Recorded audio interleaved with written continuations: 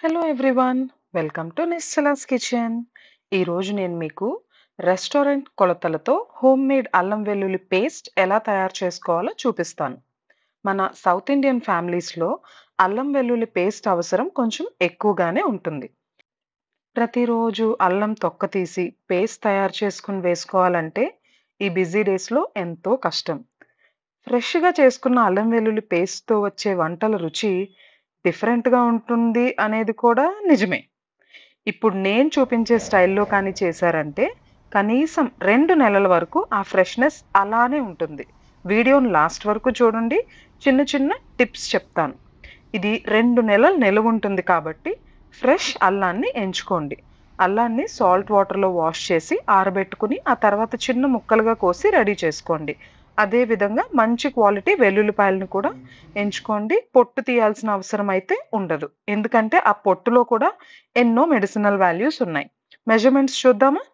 వెల్లుల్లిపాయలు 1 కప్, అల్లం ముక్కలు 3/4 కప్. అల్లం సమానంగా వేస్తే చాలా ఘాటుగా ఉంటుంది.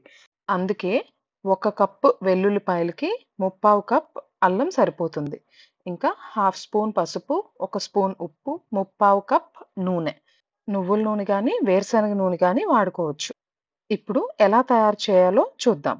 మిక్సీ జార్‌లోకి వెల్లుల్లిపాయ ముక్కలు, మనం కట్ చేసి ఉంచుకున్న అల్లం ముక్కలు, ఉప్పు, పసుపు అండ్ మనం తీసి ఉంచుకున్న ఆయిల్‌లో హాఫ్ క్వాంటిటీ ఆయిల్‌ని కూడా మిక్సీ జార్‌లో వేసేసుకోవాలి.